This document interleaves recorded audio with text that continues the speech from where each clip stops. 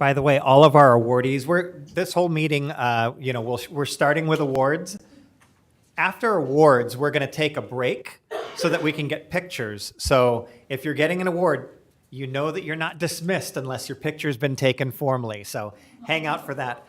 The next person that I'm going to recognize is Luis Ledesma. Is John here? John's going to come on up.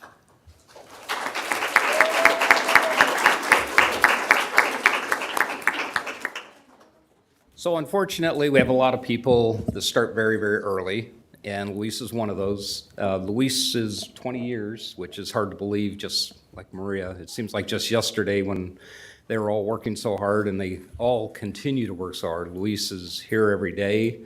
He always has a smile on his face. He does whatever is needed. He takes on any task, no matter how big or small. He's a great leader. He's a good representative, and he trains all of our new staff that have come in. And through his leadership, it's really made that department something very, very strong. So for the past 18 years or so, I've been really heavily involved in transportation, and Luis has taken on the burden of the maintenance department. And it's just been such a wealth of knowledge that he has, and all that institutional knowledge that he puts forth every day. So when you see Luis out there, give him a pat on the back, tell him what a great job he does, because he truly is Osborne. So thank you.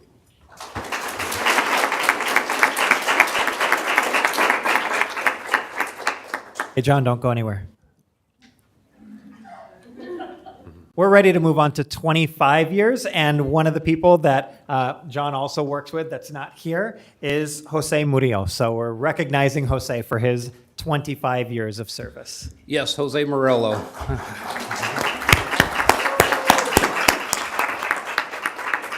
When I think about Jose Murillo, I think of MacGyver. You can give him 2 pieces of metal and a stick, and he can make whatever you want out of it. He fixes all the buses, all the white fleet, all the machines we have, the tricycles that they break a wheel on. He's the one who welds them back together and fixes them and grinds them, makes them usable. He extends the life of Osborne. Everything that we touch and use, he is the man. And he has been here a long time. Osborne is his family. I asked him recently if he was going to retire, and he's like, it's like quitting on my family. And I thought, well, wait a minute. I'm not quitting. So anyway, Jose is, like I say, he is the glue that holds us together.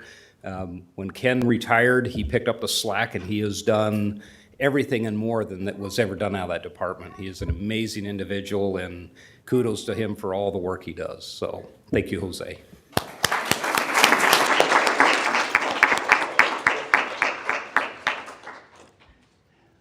Also with 25 years service, I'll go through the folks that aren't here, and then we'll get to the individuals that are here.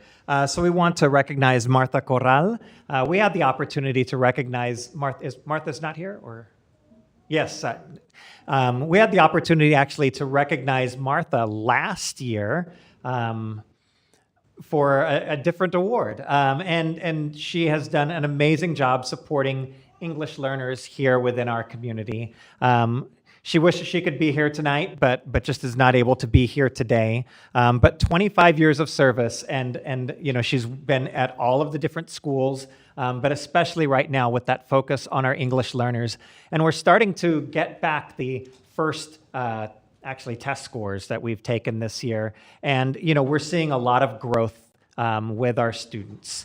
And it's due to the dedicated time and effort that she puts into, when she meets with every single individual, the way that she brings community together and really knows every single child so well and looks into their English language development and all around academic growth. So we recognize Martha as well. So applause for her.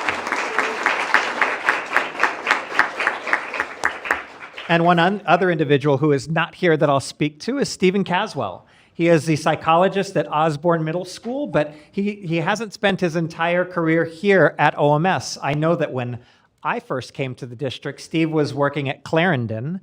And has Steve worked at any? I mean, I've been here for 16 years, so that's it, Clarendon and OMS. So he has done, Steve's been, you've probably seen him here at board meetings. He's a very caring individual. He brings his full heart. He brings his full set of values. He brings his full self to coming here to this district to serve this community, to serve students, and has done so for 25 years. So we want to stop and recognize Stephen Caswell for the many years of service that he's brought.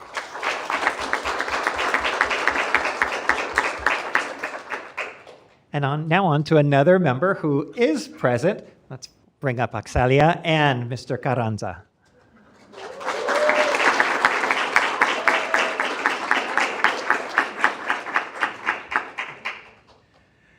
As many of our Encanto Roadrunners know, I love plants.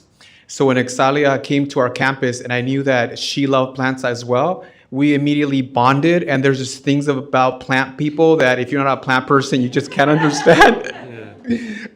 We share tips. We share so many different things. Exalia came to us from a different campus, and we were very excited to welcome her with open arms. She brought a lot of experience to the table. Her dedication and commitment to the preschool and supporting Mrs. Erica's classroom does not go unnoticed. She always greets everybody with a smile. She's present. And if you ever need somebody to talk to about plants, Axalia will be there for you. I know that I'm being a little bit sarcastic, but in all, I want to share that Axalia has been such a great member of our community since she's got there. And she has not only increased our students' potential, but helped me see the potential in some of our students as well. So I'm really grateful for that. And congratulations, Ms. Axalia.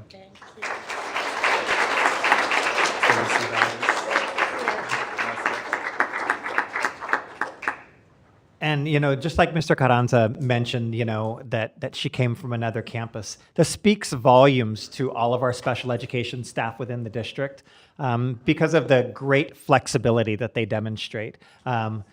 It's not Axalia's first time working at Encanto. She was there when I was there. Yet this is how things are within our district. When there is a student need that goes to another campus, our staff is there to meet that. And so she's gone to another campus and come back to this campus because that's where she's needed. And it's 25 years of bringing that type of dedication to our kids, putting self second and the students that you're serving first. So we're glad you're back at Encanto again, and thank you for your 25 years of service.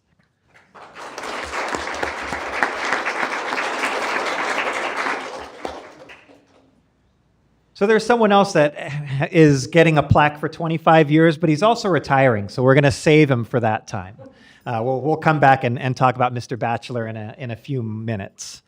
But moving on to our retirees. So Mr. Carranza was just sitting down, but I'm going to bring him back up, and I'd like Amy McGovern to come up and join us.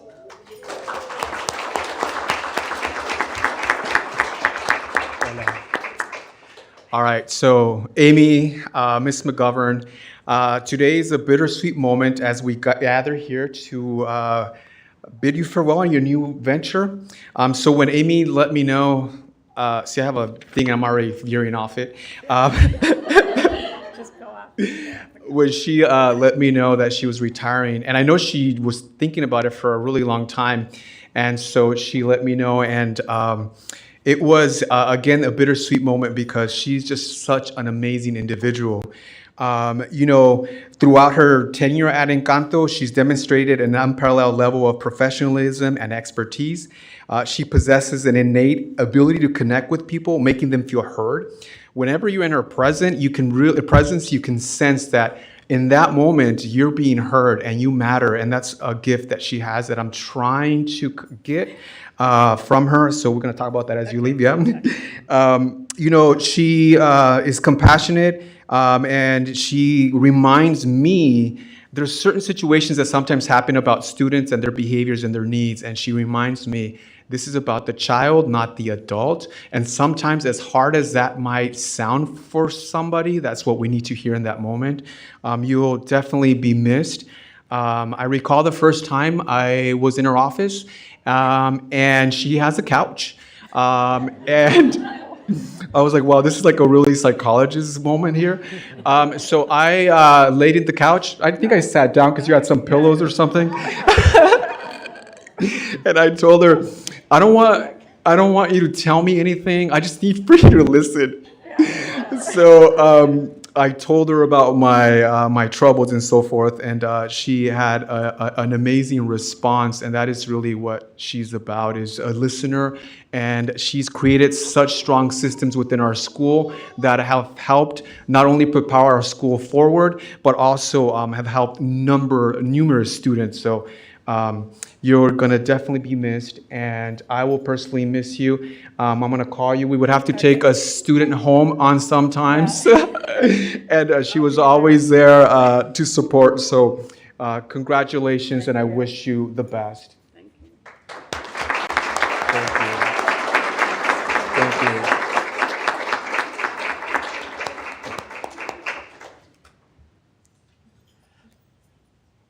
I also had the opportunity to work with Amy for my last, I think, 7 years when I was at Encanto, 6 or 7 years. And one thing that I saw with Amy during that time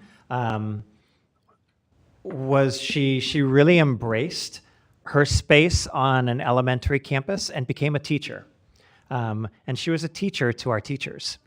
To our special education staff. She really used the opportunity. We had a lot of new staff that had come through, and she used it as an opportunity to train, to have the group work together, to collaborate, to get stronger as a group as she shared her expertise. So, Amy, you made life very, very easy and doable with your demeanor and your calm self, and you were my right-hand man, right-hand woman, the whole time that I was there, and I really leaned on you.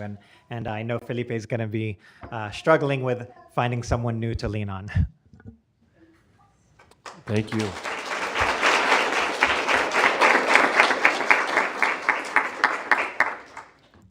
Our next retiree is coming back. She's been away from us for a bit, but she hasn't been away from us for a bit because she retired in December, but has been around the district office continuing to do some work with the district. See, that's the thing. You think you're retiring, but you don't really get away from Osborne.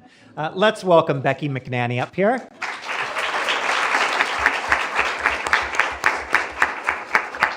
And Miss Mariah Kelly Hatcher.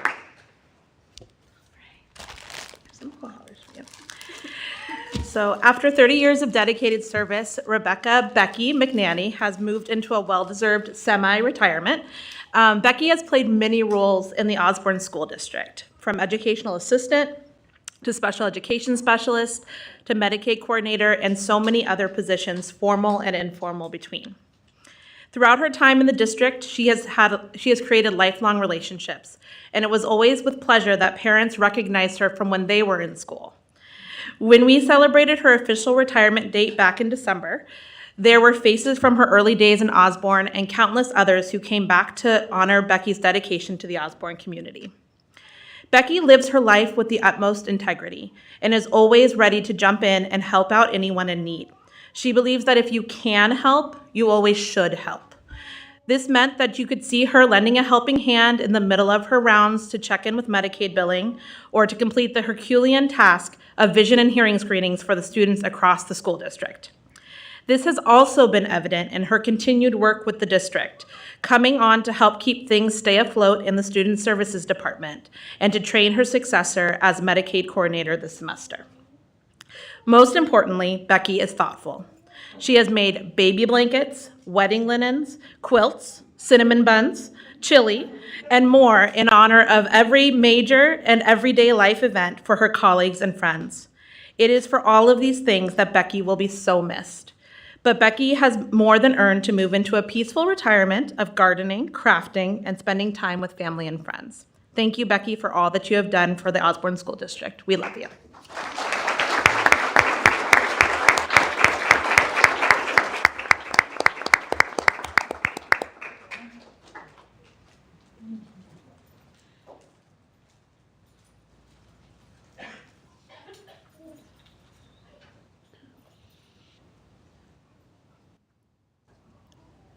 Becky, as I've watched you go around to the schools, she's taken the lead with, vision and hearing screening. And she took such joy out of doing that task because she knew that when students were when we were able to catch something, that she was making a difference, that this was going to be an intervention that we could have, and that just by knowing this little piece of knowledge, here we were thinking this kid couldn't blank, but this is what was going on. And being able to start that process of them getting what they needed, in terms of speech, in terms of hearing, in terms of getting glasses. And there was just, she knew that that small intervention that she did, because kids come through really quick. It's a really quick thing, but that one quick thing can be the start of really saving a kid from wondering why I can't and getting that first step. Becky, I just saw the absolute love in your eyes when you worked with kids and how you just appreciated them. And like every single child that came through, you valued that brief minute with them and gave yourself fully to them. So thank you for your many years, and we wish you the best in your retirement.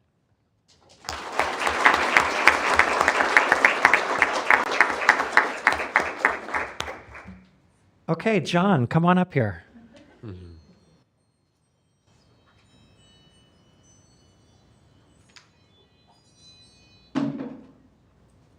So we're recognizing John for 25 years of service. We're also recognizing John because he is retiring.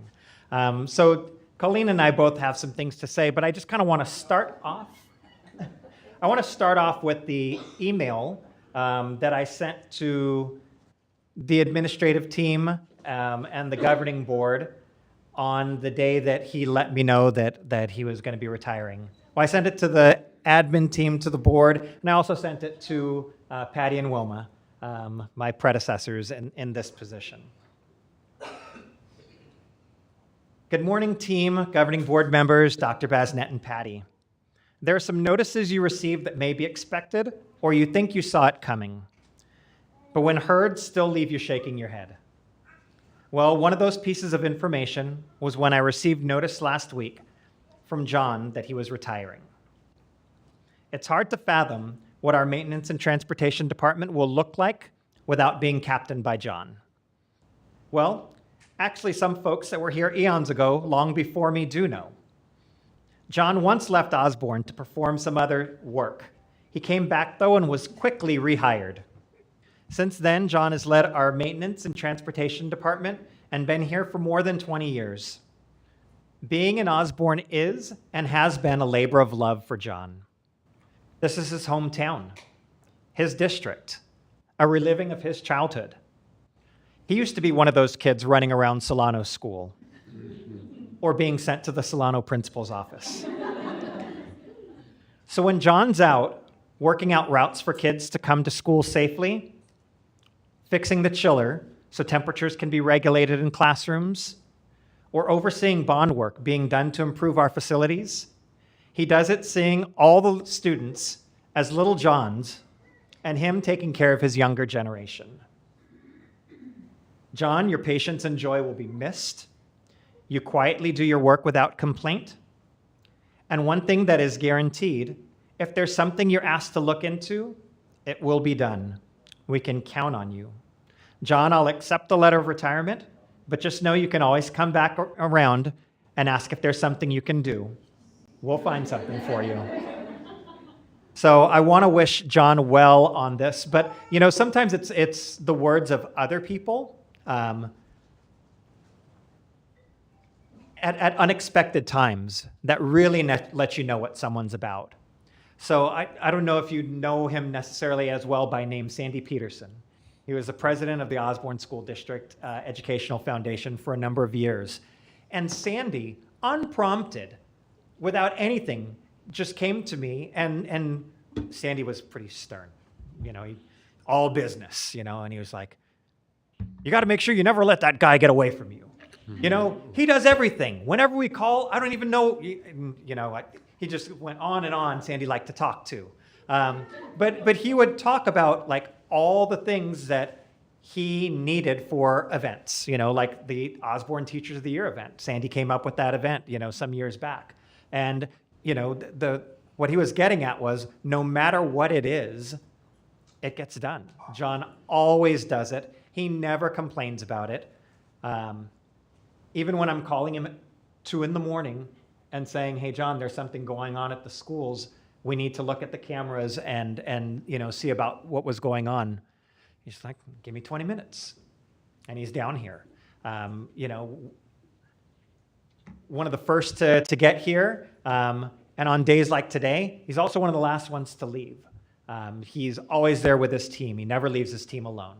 He will go through this with them, side by side. It's never a, you do this, him telling someone else what to do. It's, we need to get this done. And he's right there with his team the whole way.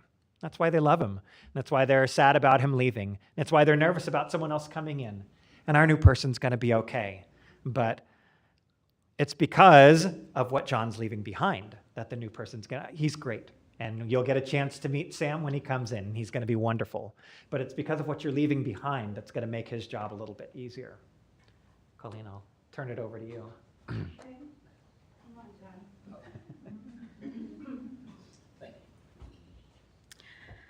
can get through this. Okay, so I had the pleasure of joining John as a colleague when I first came to Osborne. I was the new director on the team.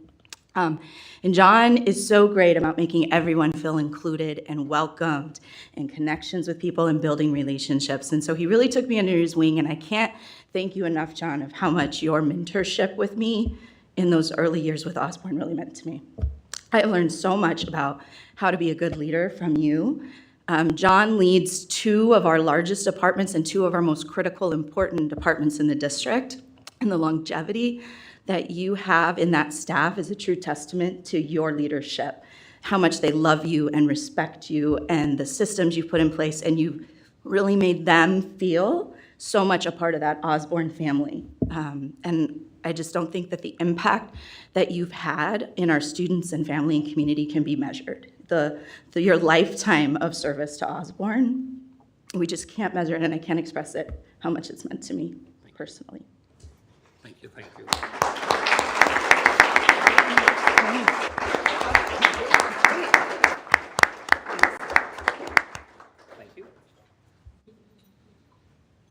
And thank you very much. Yes.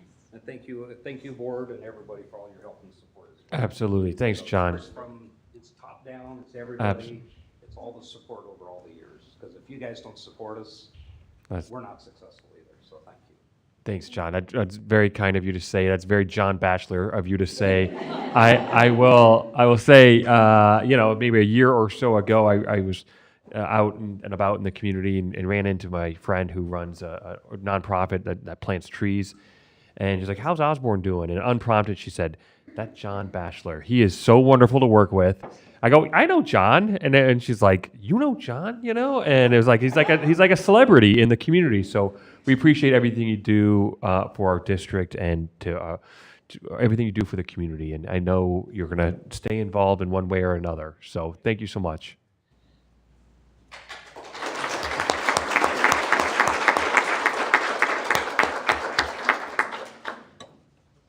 And that brings us to our You Make the Difference Awards. This is our citizen and employee recognition program that is 38 years old in Osborne. This year marks the 38th anniversary of Osborne's You Make the Difference Award.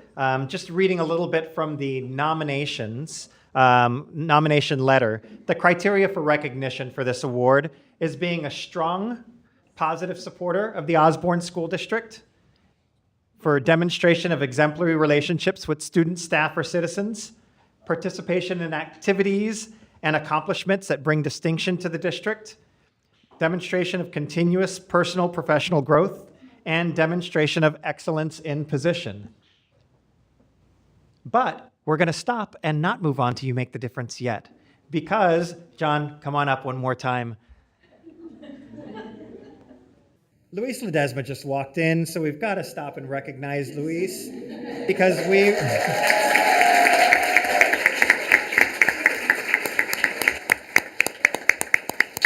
This, y'all know, or may not know, this is Luis Ledesma. He's celebrating his 20 years, right? Yep.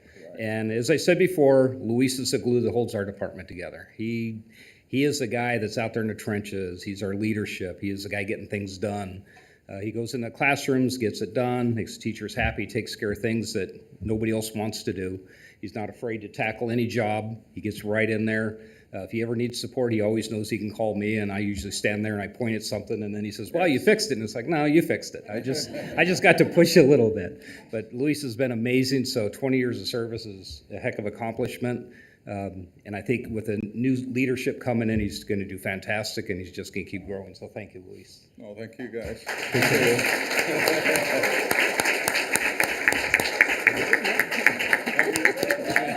Thank you. Sorry, I just want to say thank you, everybody. And I came in late because I was walking through Encanto, and the custodial, she saw me and told me, "Hey, what's going on with the lights because they're not coming on?"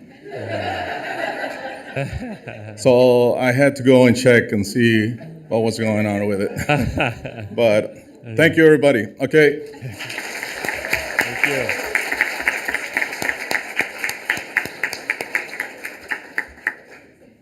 Just when you go and say things about people, they go and prove it. You know, they go and prove you right. So moving on to our, like I mentioned, our Citizen and Employee Recognition Program. I read the criteria for the You Make the Difference Award. We had lots of nominations come in, and we have 5 individuals that were selected to receive this award. So some folks are going to read the letters that they wrote. I may read some letters that other people wrote, but we're going to start our nominations tonight with Amanda Hammond. Amanda, come on up.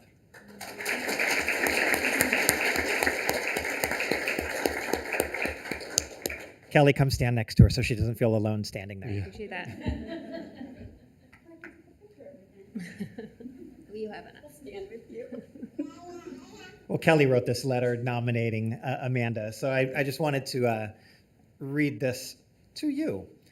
Amanda Hammond has strongly supported the Osborne School District through years and years of generosity. Her 3 children have attended schools in the district, and she's been donating supplies, time, and money to those schools over the years. Her first child started in Encanto 6 years ago, and her youngest is now a first grader. You can see her first grade child walking to class with bags full of items every week. One of her most generous contributions has been the enormous book donations to Encanto over the last several years. She goes above and beyond to put brand new books in each child's hands. Many of those books are hardcover, and all the books are high quality. The majority of her donations have gone unrecognized, as she simply drops items off at the front office and asks for no acknowledgement. It's time to recognize Amanda for her remarkable contribution to the district. And, you know, as I was talking to her, you know, that you probably are standing here not wanting this attention that was brought on, you know, because that's one of the things that Kelly was getting at. Like, anytime that something kind of goes out to the parent community about a need, Amanda's there and she's meeting that need and has been doing it over and over. Your mom's is a librarian, right? Or was a librarian? Yes. And you know, one thing that Kelly was expressing is, you know, she's passionate about literacy and passionate about getting books in our kids' hands. And the libraries are a great thing. You can go and you give that book back. But isn't it something special to have that book that you get to keep in your home? And she makes sure that kids have high quality materials that are going to last beyond just them, get passed on to their siblings. So, you know, this is an opportunity for us to recognize staff and district partners, but it also feels really, really wonderful when we stop and recognize parents for your contributions to our schools. So to Amanda, we say that you make a difference here in Osborne, and thank you. Thank you.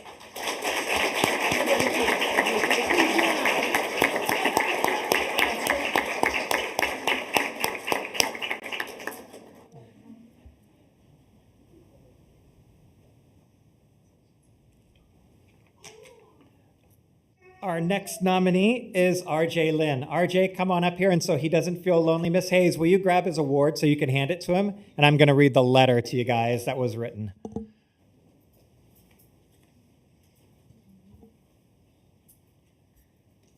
These letters are long, so you guys just have to be patient because this is really important stuff that people wanted you guys to know about them.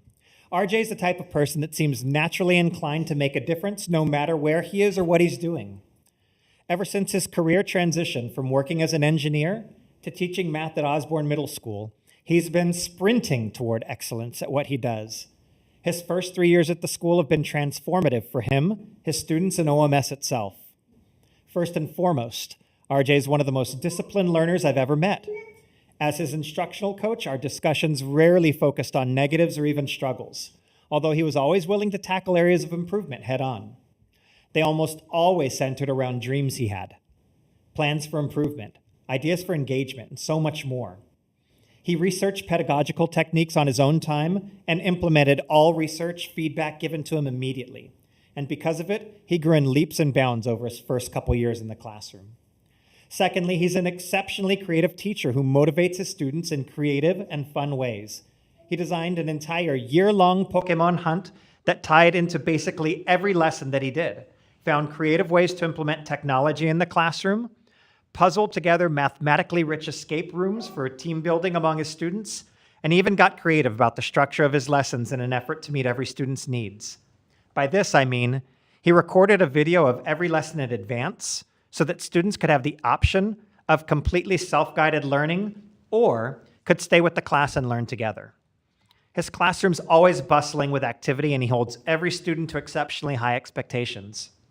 Third, RJ consistently challenges himself to offer opportunities to students that enhance their overall OMS experience. He stepped up to take over the honors math program this year and is continuing OMS's legacy of excellent accelerated math. He created a multi-tiered after-school robotics program that's building toward competitions in the future. He designed school spirit items and launched an online school store. He offers weekly math tutoring to help struggling math students toward success. He packs his schedule full so that students get opportunities they cannot necessarily get at other schools in our area. Finally, RJ is a model for leadership at OMS. If he sees a need, he meets it. If someone's needed to chair a committee, he wants to be a part of it. For example, he recently became the OMS tech guru, working with the technology department to meet tech needs on campus and dilute the concentration of tech requests coming to the DO. I don't even remember the committees he's been on this year, since it seems like he's on a new one every couple months. Hopefully, I've been able to make very clear RJ makes an enormous difference at OMS, and he's very deserving of this award. So, RJ, you make a difference at OMS and here in the Osborne School District. Congratulations.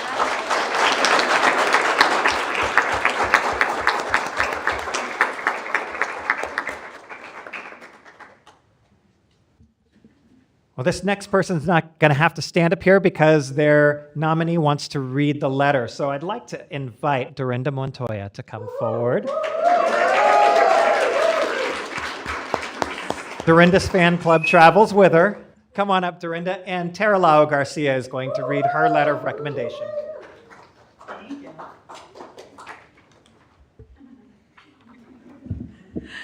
Oh, good evening, everybody. Oh, gosh. What to say about this lady? We've worked together a few years. All right. I'm just going to read it from here so I don't do any crying or anything like that. Dorinda always goes above and beyond to make reading fun and enjoyable for Longview students in the library. From pumpkin decorating contests to purchasing books for students to take home every year, Dorinda gives 110% and then some. She encourages reading with her unique t-shirts. She organizes, decorates, and collects books to give away for Read Across America in March. She copies, distributes, and hangs up our family holiday poster creations every December. These are just a few of the things. I couldn't list them all. She purchases candy to fill her library estimation jar and the reading-related prizes to give to each winner. Her library hosts multiple programs and events throughout the year, including Kids Read, Lancers of the Month, Scholastic Book Fairs, the Family Pumpkin Decorating Contest, a book diorama gallery, author visits, and special guest readers for Read Across America. Dorinda loves Halloween and has a closet full of character costumes, many of them, of course, literally themed, like Cat in the Hat, Ursula the Sea Witch, and Woody from Toy Story. And she brings them to school and excites us about reading all throughout the year, including Halloween. Thank goodness Mrs. Montoya's family is super supportive, and they're all here, of her extra special events, her entourage. Her daughter comes in throughout the school year to help with many of the events and activities that her amazing mom organizes. And of course, she's here filming. Hi. Every year, students and staff alike wait with anticipation to ooh and ah at Mrs. Montoya's amazing creativity when she decorates her beloved library, dresses up in one of her many character costumes, and shares her love of books. Mrs. Montoya has created many lasting memories for Longview families every single year that she has been employed by Osborne. She makes a difference, and we appreciate all that she does.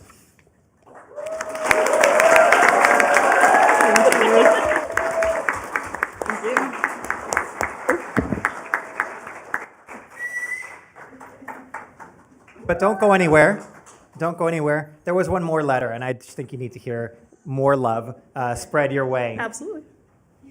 Miss Pritch had this to say. I want to nominate Dorinda Montoya for the You Make the Difference Award. For the short time I've been at Longview, Dorinda's made a huge difference in the school culture. She's the warm, smiling face our kids see when they walk into the library, and the last smile they see when they leave at dismissal. In between, she's making the library the place our students love to go to, and our school halls inclusive of all cultures with family displays of their heritage. And she listed some of the activities that Ms. Lau Garcia said, but closed by saying, to be honest, if you want a happy, collaborative atmosphere, make sure Dorinda's part of the activity. If anyone deserves this Osborne honor, it's Dorinda Montoya, not only at Longview School, but for the Osborne School District. Dorinda, you make the difference.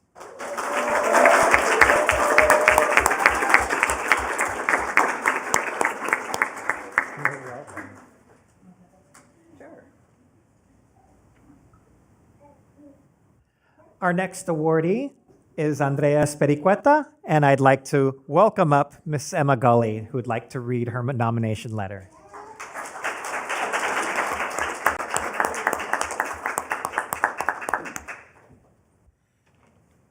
All right. I will also try not to cry. Our beloved Miss Andrea, she is wholly committed to the academic and social-emotional growth of every student on Solano's campus. She's been serving in the role of kindergarten instructional assistant for 6 years, and I've had the honor of being her partner teacher for the past 4. In that time, I've watched her grow and master her craft. Every year, we send our kindergartners off to first grade, but before then, she helps them become strong, independent learners who can problem solve, manage their emotions, and take ownership for their learning. Andrea has the incredible knack to anticipate the needs of students with some more challenging behaviors. She steps in, supports them in all the ways she can with an open heart, and always using trauma-informed care. This year, she took on an extra role of being a formal support of some older scholars who were struggling a little in their own classroom. These students, some of them she's had relationships with since they were kindergarteners, but others just sought her out as a comfort and a safe and trusted advisor. She often takes the initiative to lead our class. She helps us stay on track with curriculum, and she always makes our students feel safe. So I'm so happy to honor my friend and colleague.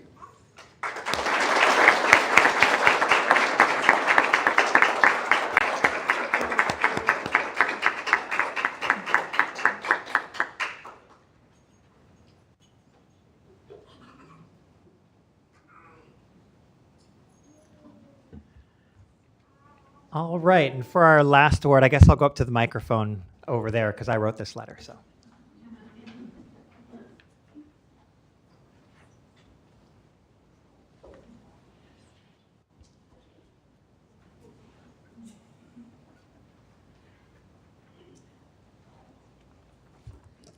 for our final You Make the Difference award tonight, I'd like to invite Lisa Nye to come forward.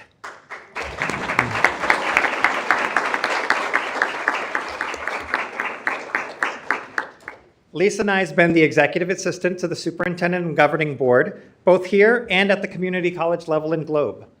Lisa's work is some of the most unrecognized, yet high level and visible.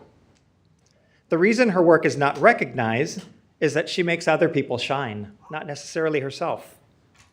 Twice a month, public board meetings go off without a hitch. The needs of the superintendent, everyone present, and the 5 board members are taken care of in advance so that our community can have a public meeting that expresses the needs of the district, the evidence for it, and how the need will be addressed, and an articulated conversation of decision makers addressing that need. Lisa sees to the prepared agenda, dissemination of information, prepared environment for the meeting, and curated notes for public review. It would be nice if everyone got Lisa all the things she needed ahead of time and on schedule. It's not necessarily always the case, but life doesn't work that way. When life does what it does, someone has to accept that reality and make magic happen behind the scenes so the public has full confidence in their leaders when presented at large. Lisa does all this without complaint. She knows her role, and she executes it with a passion and high level of professionalism. If you come down the hall to the office, Lisa can often be seen smiling and talking with whomever brings something down to the superintendent's office. She makes everyone feel good, heard, seen, cared for. Lisa is a listening ear. She remembers and she anticipates. She shows genuine interest in individuals. She is an embodiment of our core value of relationships. Not everyone's happy about how everything happens at the schools or within the district all the time. There are some complaints that are raised to the highest levels for review or for resolution. Most times when that happens, the complainant is very elevated emotionally. When I get to calling that person back, they most often begin thanking me for returning the call and saying how wonderfully gracious the person who took their complaint was. A lot of the times, having been heard was the biggest thing they needed. Folks at the schools may not know exactly what Lisa does. Anyone who's in the district office knows that there's a floor general who makes the most public functions of the district happen. Lisa's most deserving of recognition for making a difference. I've been in the role of superintendent for 6 years now and have not had the chance to do this job without Lisa there. I don't want to imagine having to do it either. Chances are I'd have such a huge learning curve, again, settled in as a veteran, because there are aspects of my work that I don't even know about. Lisa puts it in front of me without knowing where it came from or what happens after I see it. If you ever wonder how the sausage is made in Osborne, ask Lisa. There's lots of input, and the public sees the output. But in the steps in between, to make the steps in between happen, it goes through Lisa Nye, who most certainly makes the difference in Osborne.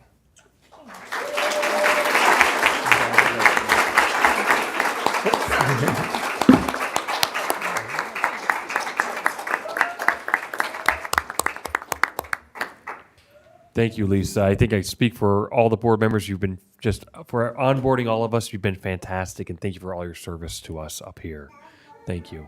Yeah. So we've celebrated 25-year veterans.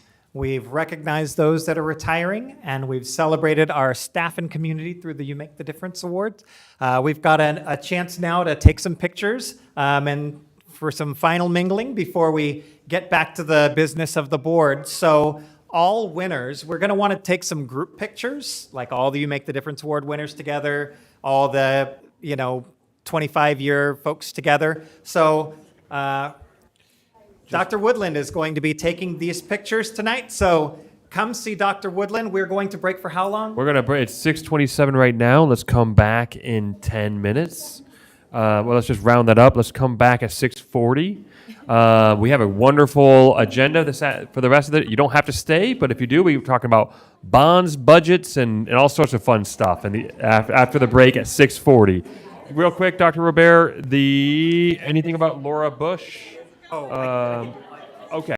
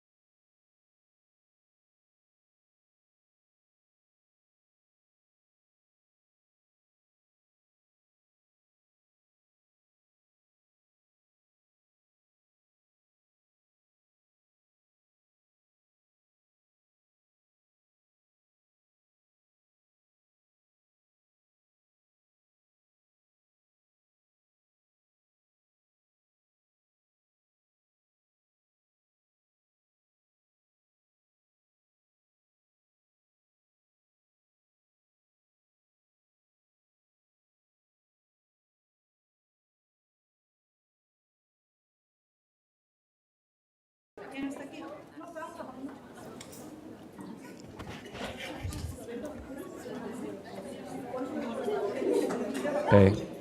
We are back, Jamal. Okay, we are live. We're going to go ahead and move forward with our consent agenda, approval of items since the April meeting. Is there any, I don't think we have any changes on the consent agenda, so we'll go and move forward. Do I have a motion to approve the items on the consent agenda? I move to approve. Do I have a second? I second. All in favor?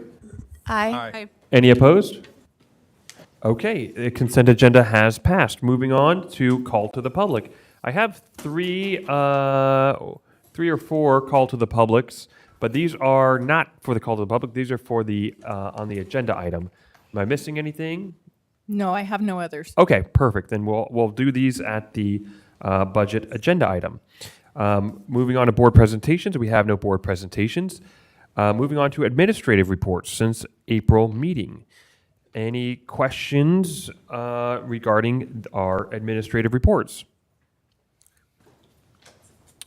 None? I just will say, Sorry. Never mind. oh, go ahead. I just had a little comment. So I saw that the girls on the run did their 5K to finish, and then it reminded me of Brandon's 10K idea. So I don't know if there's any way to mix that. Just a thought. We have a couple of runners right here in the front row. I'm sure you guys did fantastic. Yes, congratulations to our runners there. They're very embarrassed that they called them out for it. My apologies for that, but we are proud of you for running, and I also think it's a great idea. Also, we'll say especially to our principals, I really appreciate all of the updates and reports. We read all of them and appreciate them, and as well as our reports from our HR department, from Dr. Woodland.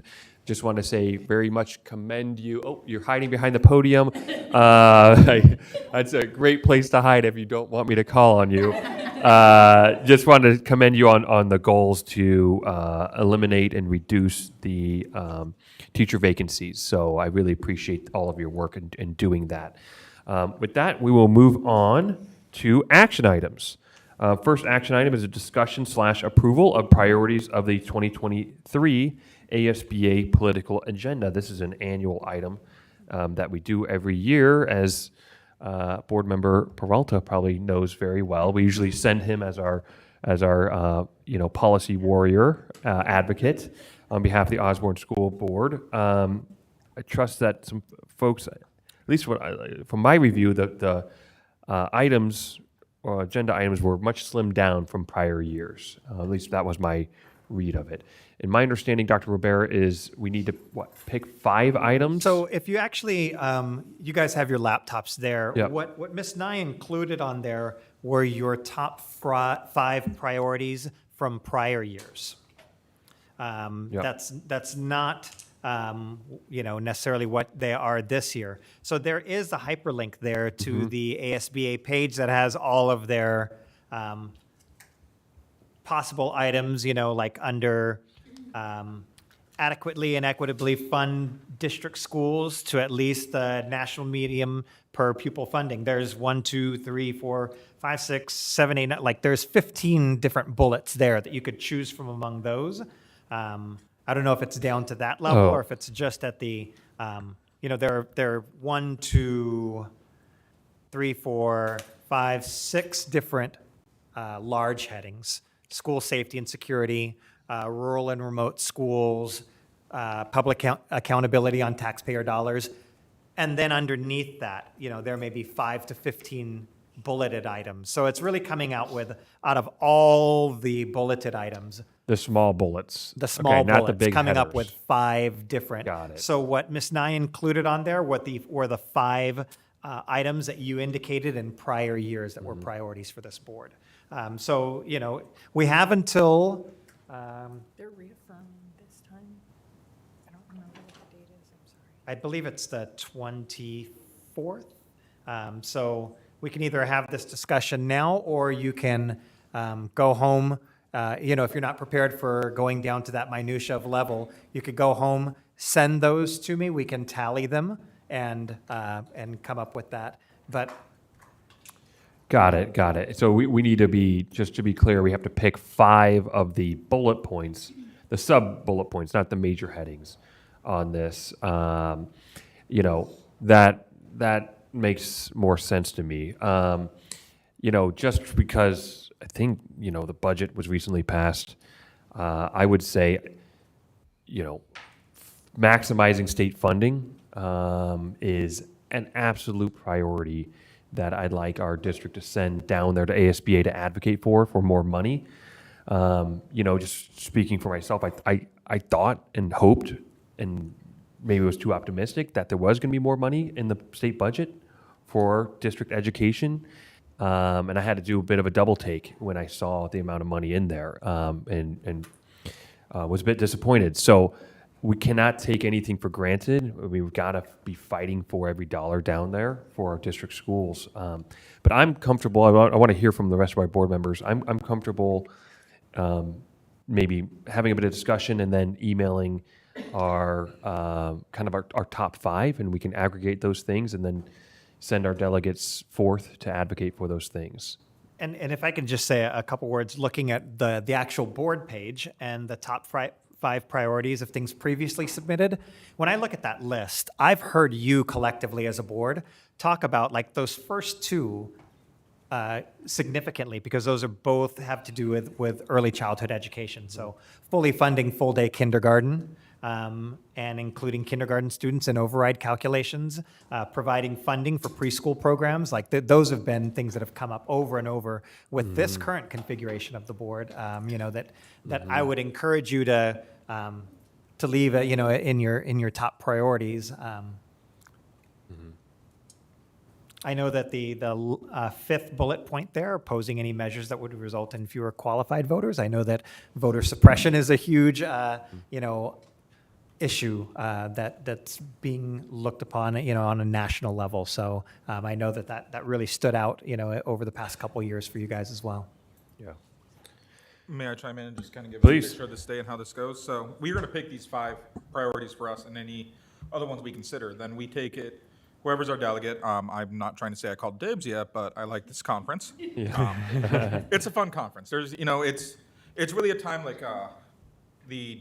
why am I forgetting the word right now? But the delegate assembly for AEA, it's very much like that, where we sit down and we talk about it. We have discussion, we have discourse, and we get into minutia of it. And a lot of the other districts I already know are going to have these similar ones based off last year and 2022's. So it's just we sit down, we talk about it, we throw on amendments, we vote on them, and we go from there. It's a very interesting look at how school boards operate. So I think, I'm looking at this myself, but I already looked over this and I've been thinking about it personally. I would want to move up the support policy that limits the use of corporal punishment and zero tolerance myself to top 5, but that's just myself. So I know that's going to be a topic coming up. Yeah. I think that moving out, not that it's not important, it's very important, but I think, you know, our leaders have changed a little bit in terms of we have a governor who also opposes measures that would result in fewer qualified voters. I think that was when we put this on there last year, you know, it was very much a flashpoint issue, and it still is an issue, but I'd be fine moving that out of the top 5 and maybe moving what you said, Luis, up into the top 5. Any other thoughts or discussion on these items? Yeah, I went through the list and have my top 5 here that I can email you. Okay. But I also wanted to, so I have the maximized state funding and fully funding full day kindergarten, but also advocating to preserve and protect the voters' original intent of Prop 301. I think that one's very important in appreciation of our teachers. So I had that, as well as the state standardized testing shall not be used for any purpose other than a year-over-year measurement of student growth, et cetera. Sounds great. So any other thoughts? And what we'll do is email those over, and then we'll synthesize those. We'll send those 5 up and out.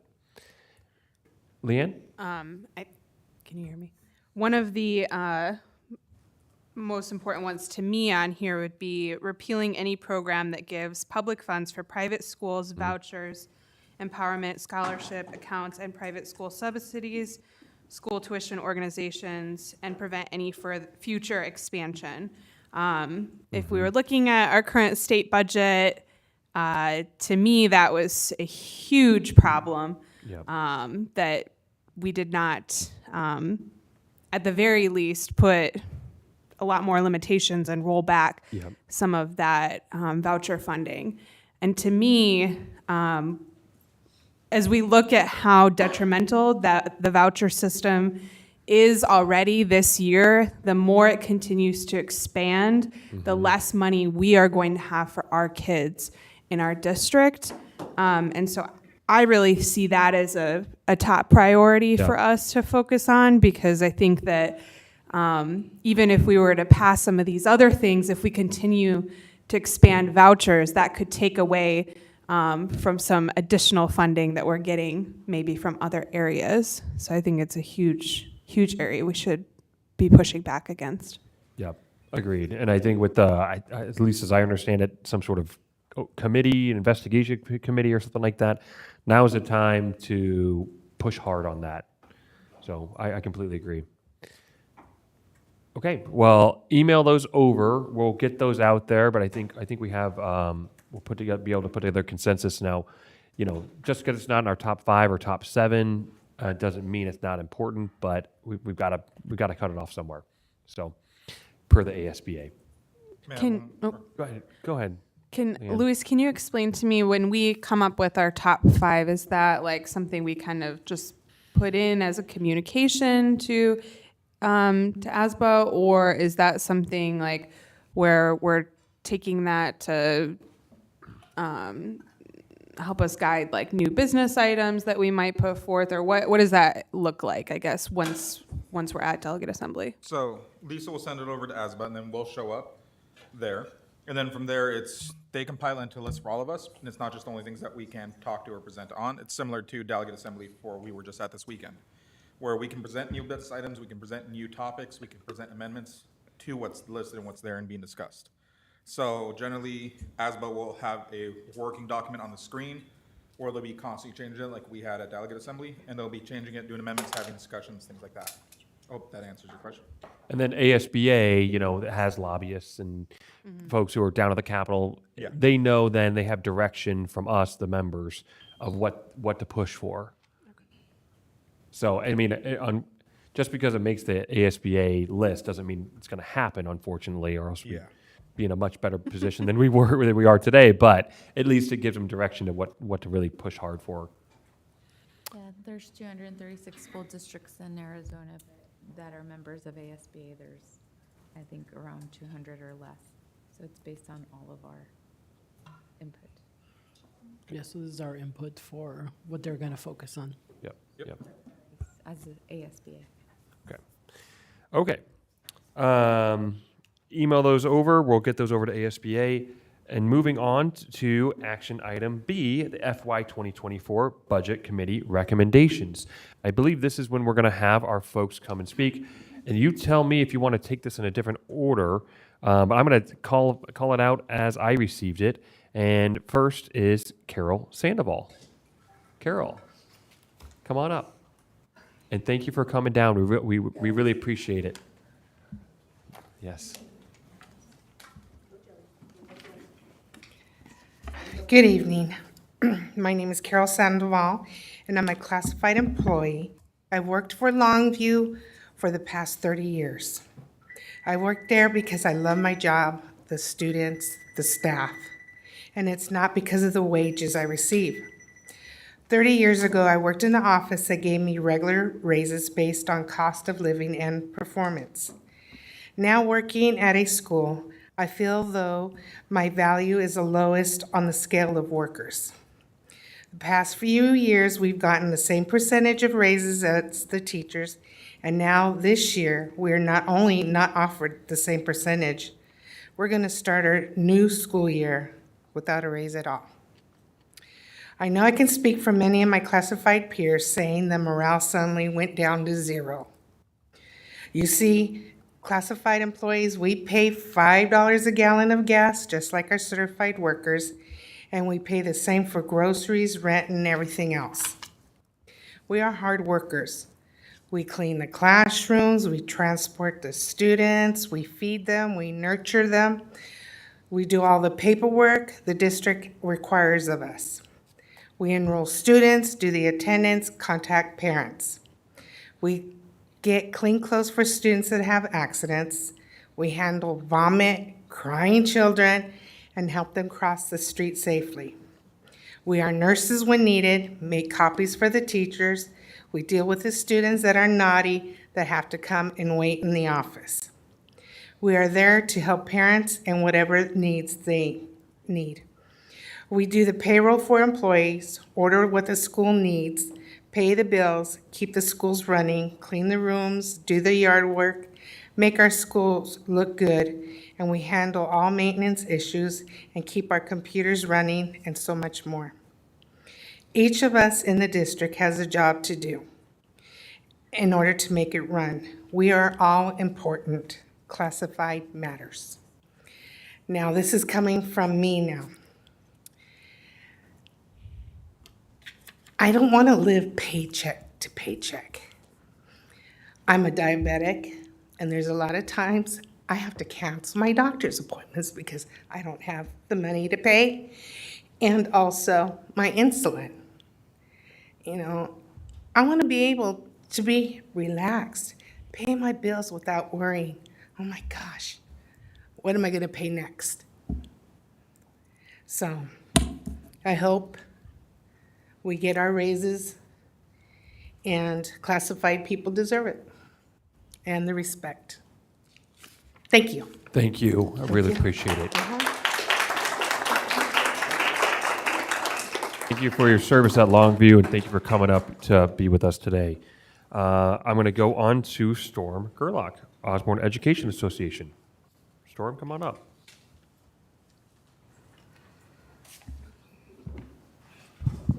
Nope, that moved a lot differently than I thought it was going to. Okay. Good evening, President Hermes, members of the board, and Superintendent Robert. My name is Storm Gerlach, and I am the co-president of Osborne Education Association, and I am joined tonight by Erica Swatala, my co-president. We are addressing the board this evening in support of the FY 2024 budget as presented in the board packet. Over the course of the last couple months, myself and Erica have participated in the Osborne Budget Committee as OEA representatives to share information, provide feedback, and advocate for the needs of our members. Towards the beginning of our Budget Committee work, it was unclear if wage increases would be an option for the next school year due to beginning the budget process with a deficit and the district's loss of student enrollment. Through use of excess Proposition 301 funds, the Budget Committee was able to provide certified teachers with multiple wage increase options. In past recommendations, OEA has encouraged allocating additional Prop 301 dollars towards base teacher salaries, and we are glad to see that reflected in the budget tonight. The certified wage increase option that the committee came to consensus on allows for both an emphasis on increasing the base salary for incoming teachers while honoring our returning and mid-career teachers. With the expansion of Prop 301 allowing funds to be directed toward support professionals, we were also glad to see Prop 301 dollars being allocated towards wage increases for our support professionals as well. Towards the end of our Budget Committee work, there was great concern that no other wage increase options would be available due to news from the state legislature predicting a finalized state budget towards the end of June, and no information on what additional dollars, if any, would be provided by the state. District administration shared with classified staff that they would most likely not be receiving a wage increase at the start of the next school year and would be forced to wait until January of 2024 when the state minimum wage law was updated. This left our classified staff feeling discouraged, disappointed, and feeling undervalued. It is unacceptable that classified staff wage increases would be dictated by state minimum wage laws. In Osborne, we are struggling to recruit and retain highly qualified classified staff.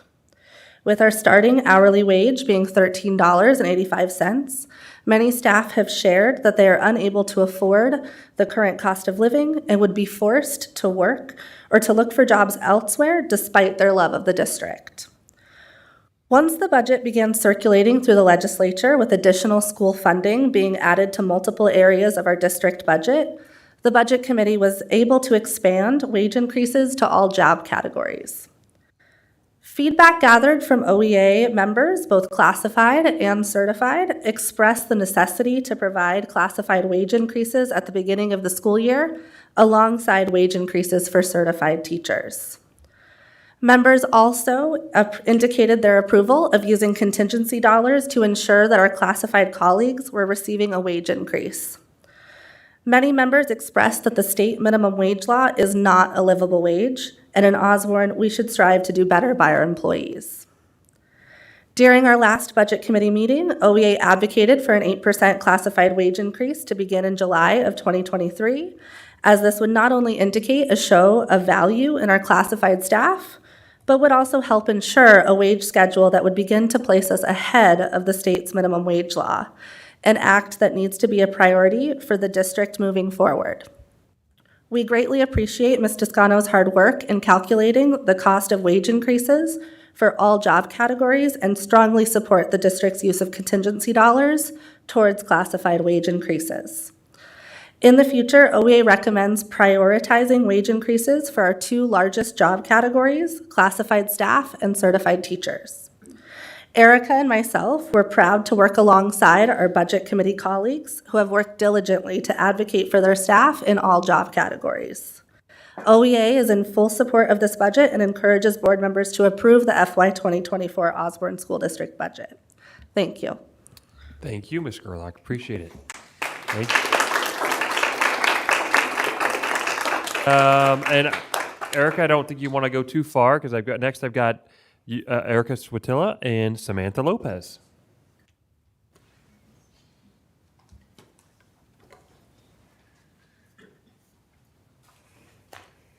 Hi guys, how are you? Come on up. Hi. Okay, so my name is Erica Swatala. I should not have known that. And I am here speaking on behalf of Samantha Lopez, a colleague at Encanto. So I'm going to read it from her perspective with her writing. So, good afternoon. My name is Samantha. I am an instructional aide for Kinder at Encanto. Since working as an aide these past few months, there have been some ups and some downs with my students, specifically with behavior students, to the point where I've gotten hit, I've gotten things thrown at, etc. Despite all of this, I do enjoy my job.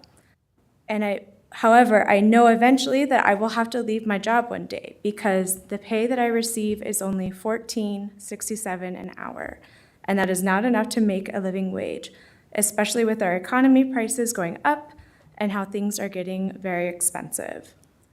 I believe classified staff deserve to get a raise at the beginning of August. Some of us, as classified staff, do not have a degree, but some of us do. Some of us do have associate's degree and other electives or credits. And these support staff need to be making a living wage and surviving in the real world. Knowing that there are other jobs in our community that make more is frustrating. For example, McDonald's makes $15 an hour, while some of us in our district make only $14. I have seen other jobs starting pay at $16 an hour, while again, we are around $14 an hour. So the difference between us and other jobs in our community is that we are making less. And some of us do have an associate's degree and aren't getting paid for that. Hold on, I got lost in my spot, sorry. So at our school, we have a saying called every student matters. And I want to make sure that we also know that every classified matters as well. Thank you. Thank you, Samantha.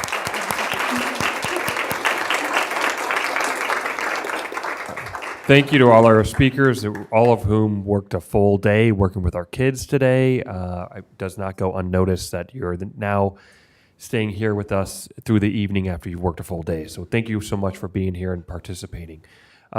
Moving on to the 2024 Budget Committee recommendations. Colleen, you probably want to come on up, and Dr. Robert, I'll kick it to you.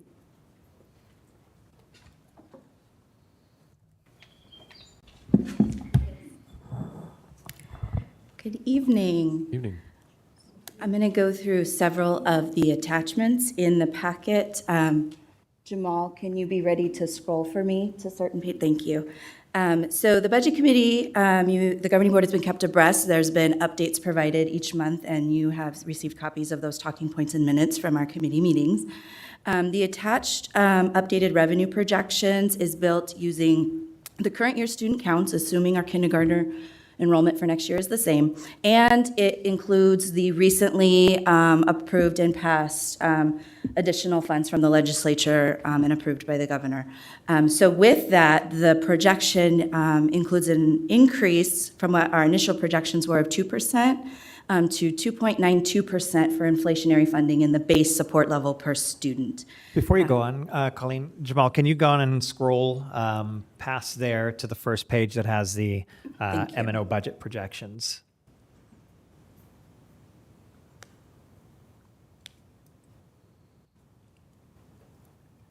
I think it's page 117. Page 117, yeah. It's going to be item 8B. Yeah, 117 in the PDF.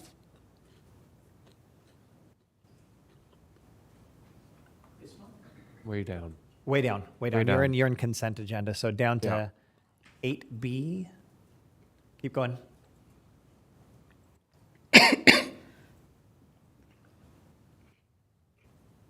Yeah. Keep going. There you go. Yes, and then on the right-hand side, just scroll down to the next, keep scrolling, and we'll have the budget projections there. There we go. Thank you.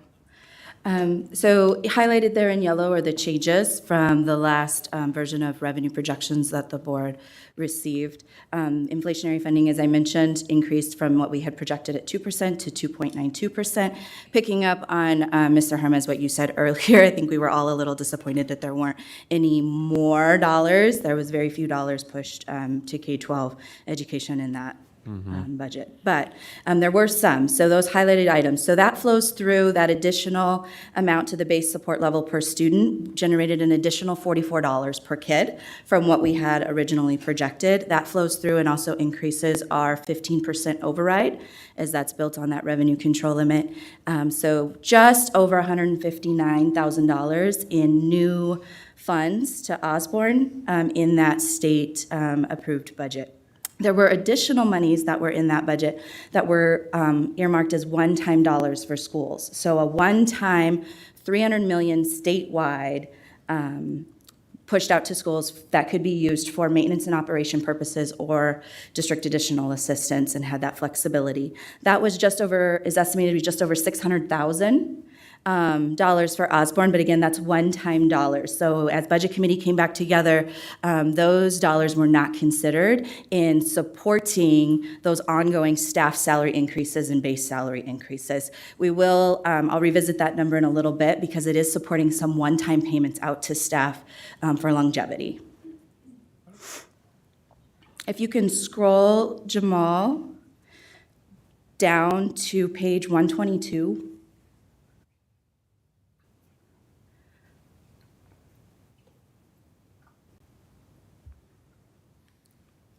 One more page. Oop.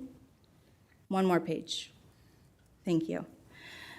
This page is the working list that Budget Committee looks at every time that they come together, and it has our starting point. So we were starting with right around a $1.5 million deficit. That deficit shrunk as of those updated revenue projections that I just went over. So when we came together last week on the 10th, that number that was a new starting point of 1.2 deficit. And so we've been keeping you abreast as we've gone along with how we were addressing that. We had to find identified savings. And so you see the first part of this working list is those staffing allocations that we use across the district. And so looking at classroom teachers, classified staff, district office staff, administrators, and where those savings or reductions in our expenditures that Budget Committee had identified in order to fund mandatory items that we know we have to have every year. So some of those mandatory items is we know that retirement is going up. We know that health insurance costs went up for the district with the district premium is that we contribute. And we wanted to be able to honor professional growth for certified teachers movement on the teacher salary schedule. And so looking at then funding all of those new required mandatory items, as well as finding enough savings to then bring us out of that starting deficit. Budget Committee has done amazing work. I just want to pause to just recognize all of the members on Budget Committee have done such a great job this year. The time commitment that they put in, the role they play in going back to their sites, sharing information, bringing those voices from their sites that they're representing back to the group has just been wonderful. It's really easy to be a member of Budget Committee when there's new dollars and revenue to spend, because we all get those creative juices flowing and think of all the needs and how can we allocate. But when you start with a deficit, it's really a tight year where Budget Committee has to roll up their sleeves and really do some hard work in that process, and everyone did an amazing job. With that, the bottom part of that working list highlights the two new items that the last week when Budget Committee met, that we were able to identify as additional funds to help support the additional wage increases for all of the employee groups that are presented tonight. So unfortunately, the additional dollars approved by the state legislature that we can count on as ongoing funding in that base support level aren't enough to bring us out to recommend a balanced budget. So we also had to look at our capital funds, or our district additional assistance funds. We're recommending transferring $250,000 from capital over to M&O to support next year's salary increases, as well as looking as a recommendation of using $200,000 of our contingency funds to support those next year pay increases as well. I will point out, we shared with Budget Committee members and make sure the board's aware that those transfer of capital dollars are outside of our district additional assistance override. And part of the reason we feel comfortable transferring those dollars is because we know we also have a funding source from our capital override coming in. So this is just transferring what's provided by the state funding formula. I want to scroll back up and go through. Jamal, if you can jump to page 118. I want to highlight each of the recommendations for salaries and compensation packages for each of our employee groups.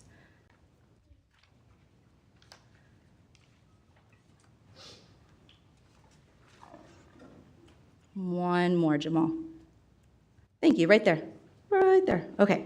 So with that, the recommendation for salaries for next year, starting with hourly staff, hourly staff returning would receive an 8% increase at the beginning of the year on July 1st.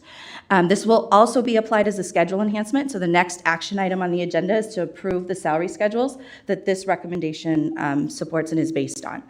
So the hourly staff will also receive an enhancement to the schedule. So new staff that we're out there recruiting will also now be placed on that 8% increased schedule. Classified exempt and administrators would receive an 8% increase in July for returning staff. This would not go on as a schedule enhancement. The salary schedules were just enhanced last year as a result of the comp study that the district had completed, and so there's no need to go back and enhance those again at this time. Scrolling to the next page, Jamal, the top of page 119. Certified staff. So the district's recommending the use of classroom site funds. As classroom site funds have increased over recent years on a per pupil funding level, the district is recommending using those funds, and which are our built up fund reserves that we had in Prop 301, to support teacher salary schedule enhancements and also returning salary increases for returning teachers as well as returning support professionals. So with the teacher salary schedule enhancements, we would enhance the BA levels on our schedule by $5,000. We would also enhance the MA placement levels on our schedule by $2,000, and this would apply to new hires and future hires on that schedule. An additional enhancement of $2,000 to both the MA and all the MA and BA levels is also being recommended by the Prop 301 committee that met this month, and this would be a shift of $2,000 from what goes into the performance pay bucket or funds for teachers, and moving that into base salary, so it's now part of the salary schedule for new hires as well as returning staff. This will leave $500 in the performance pay plan, which the Prop 301 committee will come back together at the beginning of next year, sometime in the fall, and determine what the components are of that $500 performance pay but it's a permanent shift of that $2,000 into the salary schedule. And it should be noted that it's that $2,000 is permanent. That $500 that's left for the performance pay, that's $500 for next year. In future years, it's a revenue dependent stream. So if those revenues, we know that the revenues aren't going to take up the full amount of what that contribution would be from Prop 301. But if revenues ever do come in less than that, we know that the 2,000 that's going to the base won't be touched. But right now, I don't think it's a foreseeable issue. But if the revenues that came in from 301 funding didn't quite reach that amount of $2,500 per certificated staff member, we'd still have the 2,000 in the base. It may be $300. It may be $400. That part may fluctuate, but the part that we're recommending moving to the base is to be we never want to move back from what our base salaries are. So we allocated what we felt was a comfortable amount to be moving into base. Want to highlight there in blue, this will bring our starting teacher salary in Osborne at entry level BA0 to $50,000, which I think is something that we really have been striving for over many years, and it's something to really be celebrated. I think it'll make us much more attractive in our recruitment and retention efforts in Osborne.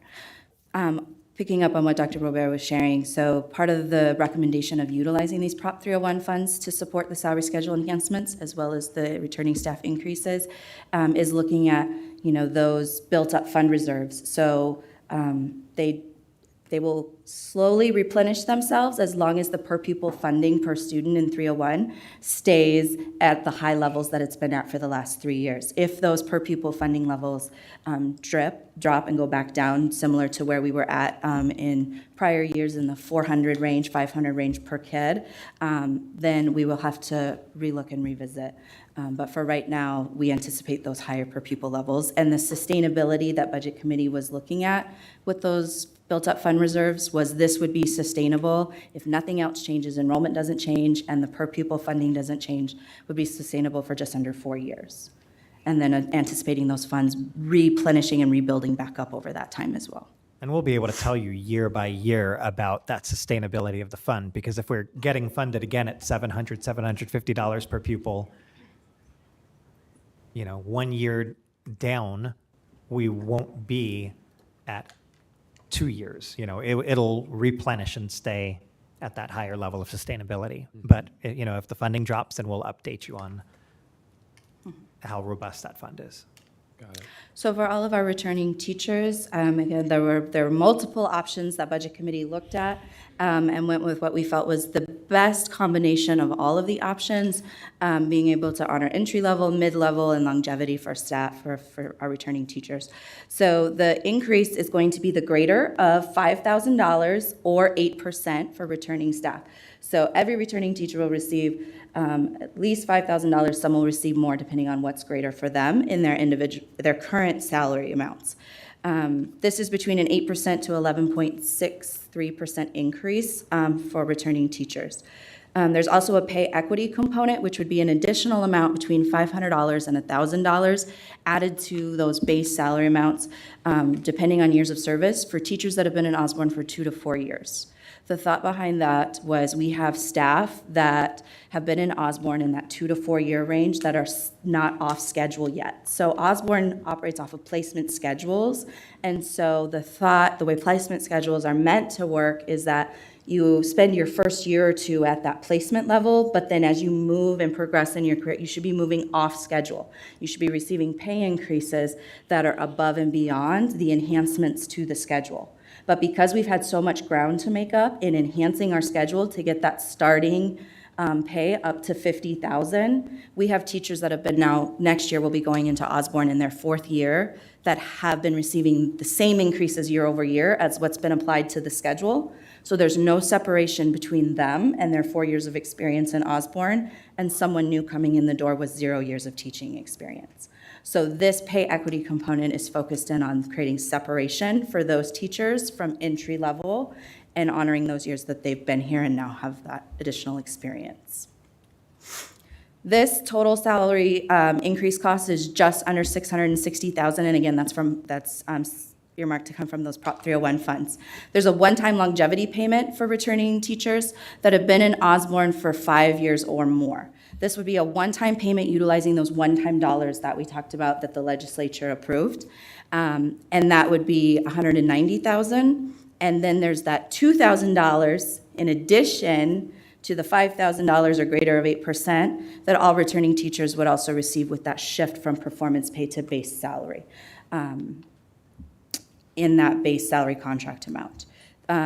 Following a very similar, not exactly the same, but very, very similar, we tried to mirror as much as we could the support professional compensation as well. So greater of $5,000 or 8%, those support professionals being our psychologists, our therapists, social workers, RN in the district. Total salary increase costs, very, very similar to teachers again, 8% to 11.2%, depending on their own individual salary amounts on those. And then the total cost is $107,000 to come from those Prop 301 funds. They also would have a one-time longevity payment as well to come from those one-time additional dollars that the legislature had approved. This would be for those staff with 2 years or more.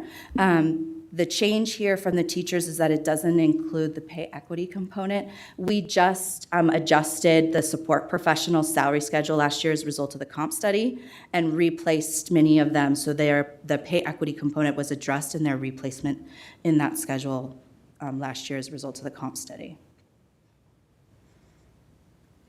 Are there any questions from the board? No questions. Before I move, I'd like to make a comment. First of all, Of course, go ahead. thank you very much for your hard work. I know that there's a lot of time that's put forth just, coming up with this, and then the committee also puts a lot of time and energy and effort. This is, I've been here for 7 years, so it makes me happy, but I also have to think about all the comments and the realities. Like, we're not only facing like inflation, there's all these other factors with, the fact that, people can't afford their rents, food prices have gone up, gas prices have gone up, classified staff, certified staff, single mothers were one paycheck away from being homeless.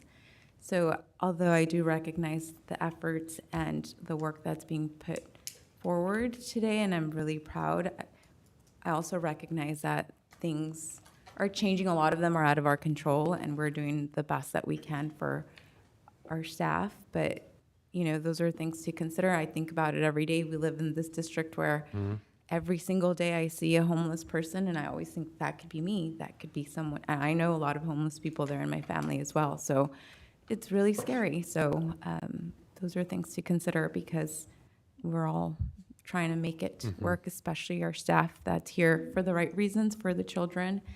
And but thank you for your work. Board Member Greenberg. I really appreciate the time that everyone on the budget committee put forward these proposals. And I really appreciate the effort that our district is putting in to make sure that our staff are getting pay increases, and now that our classified staff are not having to wait until that state minimum wage increase. I think one of the biggest things for me when I look at this is I think we need to start considering a salary schedule. Not today, that takes a lot of time, but a salary schedule with steps, levels, and some transparency and clarity, because we do have staff. I know, you had mentioned that there are staff that have been here 2 to 4 years, and they're at a similar compensation level as people that just came in. And I think that when we look at our neighboring districts or districts across the country that have salary schedules with steps, not just for certified staff, but for our classified and for our administrative staff, it makes it more clear. It makes it more clear for staff to know, hey, this is what this looks like for me this year. This is what this might look like for me in 5 years if I stay in this district. And hopefully there's some pay increases or step increases along the way. But it's one thing that I would like to to put forward. I plan to vote yes on this budget because I know that you all deserve these increases, but I think for transparency, clarity, and sustainability, which was brought up, and pay equity, we really need to start considering that in the future. Agreed. And I'll just add on that comment. I don't have any questions, but since I'm a member of Budget Committee now, and I see all of the hard work, I didn't, even know all of the hard work that happened in previous years. But now on the committee, I see it, and how many people are so committed to being there. OEA, our site representatives, being a part of the process, and Colleen leading the group, and you do such a great job, and I really appreciate it. And budgets are a reflection of our values. I really believe that, and I think we have a really great committee with values in a really great place. I am so proud that we can say now as a district, our starting salary, teacher salary is $50,000. That's huge. That's big. And it took a lot of work to get there, and I really appreciate your work and Dr. Robert's work. And that 8% raise for classified staff, that wasn't easy. I was there, watched it, and I know all of the hard work that went into that, and the great advocacy, and to our classified staff. I appreciate you. I see you. Thank you for all your hard work that you do. It means so much to me and to my kids in the district and to our community, because the first person my kids see in the morning is a classified staff. When they need something, it's our classified staff. We heard today, we saw several of our, kindergarten aides. That's the folks who are going to be helping our kids. They are helping our kids. They're tirelessly working. One of our custodial staff got an award earlier today, and I was talking with her, and I said, I got a couple of kids in the district, and she goes, "Oh, you're Valentina's dad." Oh, yeah, and I help her with this, and I know her from this, and that's what our custodians are. It's really everybody. It takes everybody to raise those kids and to teach those kids, and I really, really appreciate it. I'm glad we have a budget that reflects those values, and I know it was hard. So thank you for all your hard work on that. Any other thoughts or questions before we move? No, I move to approve. Do I have a second? I'll second. All in favor? Aye. Aye. Any opposed? Thank you so much. Really appreciate it. I don't know if you want to go down yet, or if you are, Colleen, if you want to stay here for the approval of the FY23 placement pay schedule. That's Dr. Woodland. Dr. Woodland, okay. Hi, There we it's go. me. Good evening, Board President, members of the Board, Superintendent Robert, colleagues and guests. I stand before you asking for the approval of the FY24 placement pay schedules. I don't want to beat a dead horse. However, I do want to go over some of the changes between FY23 and 24. So as Colleen or our COO already noted, our teacher pay schedule is reflective of the BA level for teachers starting at $50,000, which is about a $7,000 increase. Because last year was at 43, the MA level is at 54, which is about a $4,000 increase because last year it was at 50,000. And then 1,000 per level throughout the remainder of the schedule, and all the rest of it will be the same for endorsements and so forth. So that reflects the first, which was the teacher schedule. Next is our student support schedule for 23-24. It's reflective of our occupational therapy assistants, SLPAs, psych interns, and so forth. That schedule has not changed. It changed last year as a result of the compensation study adjustment. The next schedule that you'll see is the classified placement schedule, which is reflective of the 8% increase from the budget that COO Toscano just presented. So instead of starting at $13.85 on our grade 4, level 4 of our classified hourly schedule, it now starts at $14.96. And it goes through our mechanic grade level 11, which ends at $30.30. The next salary placement schedule that you'll see is for our classified exempt staff members. And I wanted to pull out the Group C allotment there, which is for our network engineer.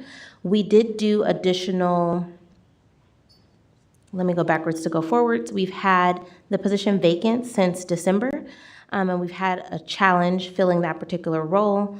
We were able to, per the recommendation of our Director of IT, do some compensation analysis and noted that our market demand for people with commensurate experience and skill sets wasn't meeting what we had presented prior between last year to this year. So the Group C salary for our network engineer has increased. It's between 70 to 85. That's the only change on our classified exempt placement schedule. And then the last one is our administrative placement schedule, and there are no changes between last year and this year. Okay, any questions? I move to approve. Do I have a second? Oh, I did have one go question. ahead. I was just curious, how is it determined that people are placed on minimum, mid, and max for the salary schedules? Those are for classified exempt, administrative placement. Where's the other one? The student support professionals. We look at commensurate experience in positions similar to or with the same title that they would have. So if you came and you applied to Osborne and you've had prior teaching experience, we would look at that one-to-one correlation with positions commensurate to the role that you're applying for with us. Okay. And is there like a document that kind of explains like this many years puts you at minimum, this many years? It's puts not you outward facing. Last year, for several of these schedules, not 23, but 22, it was outward facing, and we've since noted that commensurate to the market and per SHRM, which the back end, we do have them, to answer your question. Thank you. Okay, I believe I had a motion. Do I have a second? Second. All in favor? Aye. Aye. Any opposed? Okay, it does pass. Thank you so much, Dr. Woodland. Appreciate your time. Okay, next is the first of two related items related to discussing and voting on whether to call for a bond election. Dr. Rivera, should I kick that to you? I believe Colleen's coming up. Okay, perfect. And then if I could just set the table, this dovetails with our last discussion about the items, about the last few discussions about the items and the bonding capacity. But Colleen, I'll go ahead and have you discuss. Yeah, so this is kind of wrapping up the capital committee work. Ms. Greenberg, thank you for participating in our capital committee. And several of our capital committee members are here with us tonight. I'd just like to recognize them and the commitment and time that they spent going through and looking at capital needs assessments, life cycle analysis, all the components that go into those capital plans. And Governing Board, you're familiar with our work study this month. We really shared where we were at with those project needs for both the bond recommendation that's before you tonight, as well as the next item on the agenda, which is the district additional assistance, renewal of our district additional assistance override. The recommendation from the committee is presented tonight. We recommend that the Governing Board consider adopting a resolution to call for the bond election for $100 million in voter authorization. Wonderful. Any questions? Or I know we have some board members. I see, some committee members from the Capital Committee. I see Eric Thompson in the back. Anyone else? Our committee members want to wave, say hello?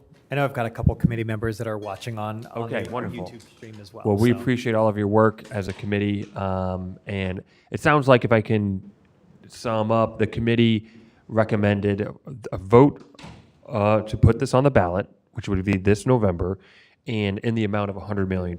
Is that correct? Yes, and I forgot, I wanted to introduce our bond counsel from Gus Rosenfeld is here, Mr. Jim Guild. So if there are any additional questions, he's here to answer those as well.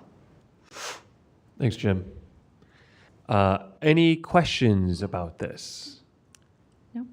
Okay, I'll just make a quick comment. One, I appreciate everybody's hard work on the Capital Committee. I got to go to one of those. It was fantastic. And there is a lot of need. Our kids need and deserve the best classrooms and the best facilities and top for learning. And this bond will be able to provide that. Updated technology, electrifying our bus system, a performing arts center on our Osborne Middle School campus, and the other outdoor spaces, shade spaces. I'm clearly in sales mode already for November, depending on how this vote goes right now. And I just appreciate everybody's hard work and think that the choice, we looked at some other options in terms of the amount, but based on the need that I saw, the choice is obvious that we need that $100 million bond. So with that, and seeing no other questions or comments, I'll take a motion. I move to approve. Do I have a second? I'll second it. It's been moved and seconded. All in favor? Aye. Any opposed? Okay, and now it's a related item.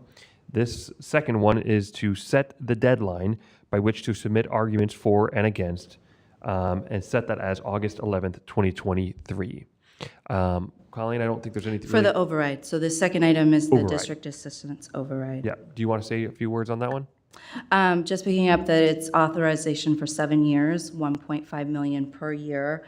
And the main items that the capital override or district additional assistance override will fund are our curricular needs, textbooks, adoptions of curricular materials, supplemental materials for the sites, instructional technology, district preventative maintenance items, all of those but the main focus is our instructional needs, curriculum, and technology. We heard a little bit about that district additional assistance earlier today in the budget and how crucial that money is to really fund the operations, to fund the needs that we have at the school district. So just to be clear, assuming we vote yes on this as well, we'll have 2 items on the November ballot. Correct. To be getting the word out to our neighbors and to the community about, right? Yes. Okay. Yes, and I will point out that the district additional assistance override allows for the board to submit their own collective pro statement that'll go into the voter pamphlet as well. So we'll be bringing that back to you this summer for approval as well. Wonderful. I definitely think we should do that. Okay, any other questions? I'll entertain a motion. Motion to approve? Second? All in favor? Aye. Aye. Any opposed? Okay, it passes. That's a big thing today, guys. A lot of big things, and wonderful to see that. Look forward to seeing that on the ballot and on November. So, and look forward to seeing folks out door to door, getting the word out there. So, thank you so much. Moving on to our board development. Yes, so there are a couple items that are there. We will continue to, when there are conferences that we hear about that are, you have the opportunity to attend, we'll put that out there. I know that in terms of the ASBA Summer Leadership Institute, we've already gotten some indication from that. Probably the next thing that's, in terms of upcoming conferences, there's the ASBA Summer Leadership Institute, which is also with ASA. There's the NALEO, which we have 3 members that are going to be attending that. The National School Boards Association CUBE, which stands for Council of Urban Boards of Education. CUBE conference is coming up in September. We're not a CUBE district, so to be a member of CUBE, you have to. Basically, anyone can go to CUBE. The registration price is a little bit different. Not being a CUBE member, if that's something we want to look to in the future, we could. It's quite expensive, but that's something we could look into. But anyway, you can use the hyperlinks there to look into the information about CUBE. Number one, to find out a couple things. Number one, well, it's a brand new school year, so each of your balances, if there's any unspent funds from each of your travel and professional development funds, that went into back into into our contingency, our rollover funds for the year. But you have brand new budgets for this upcoming year. Lisa can send out any information to you in terms of how much you have in your professional development budget. But if anyone's interested in attending CUBE, just send Lisa an email. She can start that registration process. Very good. And it is 7:45 at night. So I'm going to go ahead and, unless I have an objection, I know Eleni has to go, I'm going to table our discussion on the Governance Core book, chapters 9 and 10. Spoiler alert, there is no chapter 10 in the book. It's just 8 and 9. But unless I hear an objection, I'm going to table that discussion so folks can see their families and have dinner tonight still. And I'm going to move straight on to reflections and / feedback on the meeting. And I'm going to start with board member Ramos. I just want to say happy belated Teacher Appreciation Week to all of our teachers. Yes. I was really happy to see on the reports all the things that were done to celebrate. So that was really awesome. And then today's celebrations were just really inspiring to see. Seeing the gentleman, the 20 years, Luis, reminded me of my own father who retired from the Isaac School District, working his way from maintenance, and then becoming an electrician, and that's what he retired doing. So that was really, really great to see certified staff and classified staff being celebrated and acknowledged. And then just to finalize, from the food that was out there, I mean, that everything was delicious. So thank you so much. Thank you. Board Member Greenberg, any reflections? I'm going to second that on the food. If there was food every meeting, I wouldn't be upset about it. It was delicious. We'd have to do some budget adjustments. You can Take it from our you can professional take from my travel budget, yeah. I did not mention this earlier in the agenda reports, but I did notice from the Encanto reports a mention of all the inclusion that's been happening and how great that is, not just for our kids with special needs, but for all students. So I really appreciated seeing that in there. I'm also an educator, and I'm definitely not counting the days down to the end of the year. And so I hope for all of our educators that that are ending soon, that you enjoy these last few days with your students. I know it gets a little crazy at the end of the year, but our kids will really remember the relationships and what we provide to them. Many of our kids go, they're at home in the summer, and home may not be a safe place for them. And so whatever we can do to make sure that they feel comforted and that they, know that they're going to have that safe place when they come back the next school year, we should do that. And then for our staff that work over the summer, I hope that you enjoy these next couple weeks with the kids, but know that we're thinking about you over the summer too, and know that you're doing a lot of great stuff. Board Member Luis Peralta. I'm going to sound like a broken record here, but food. No, the food was great. I enjoyed talking to everyone about the food. That was awesome. But I really want to reflect on is the show support here from our classified staff. Because being a teacher in the classroom, I can tell you right now, my best friend on campus is not the principal or my admin. It's literally the principal secretary of the classified staff, because I know if something goes wrong, I can text her and be like, hey, I need help, and I will get an immediate response. May or may not bribe her with, homemade bread every now and then. But beside the point, this goes out to them because they really do make the schools move. And it'd be rough without them. So this goes out to them. Thank you. I agree on that point. It was so nice to see really wonderful attendance today and excitement. This was a big meeting. I mean, this was maybe the biggest meeting, certainly this year, in terms of passing a budget, moving to $50,000 of starting pay for our teachers. That's huge. The raises, finding the money, and it's not easy to do that. That's huge. Putting two things on our ballot this November, our district additional assistance override and our bond, $100 million bond. I'm not a historian, an Osborne School District historian, but I'm pretty sure that's the biggest bond we've ever done. And we're going out to ask our voters to support our district once again, as they have done so well in the past. That's huge. Just the joy of all of the awards. This was a big meeting and kind of an emotional meeting, and a lot of fun. So I just appreciate my fellow board members and Dr. Rivera and all the staff for navigating, I think, in a very professional way, the difficult issues that we have to do and the big items. I know we didn't talk about the book today, but one of us talked about rising to the occasion, and I'm really just proud of everybody for rising to the occasion to get these hard things done, and to improve the lives for the kids here. So that's my reflection, and the brownies were great. Thanks, Corey. As you've heard many times over, it's very much appreciated by everybody. Of course, the celebrations, I think is one of the most important things that we did. You know, we can get to the bond and we can you know, that's the future, but the people that are in front of us right now and that won't be with us in a couple weeks, we need to appreciate and value our time with them. So especially looking at our retirees, those that have spent so many years of service, it was wonderful. I love celebrating with them on this night. When you look at all the items, those huge items that we took care of, they're not separate. That, you know, one feeds into the other.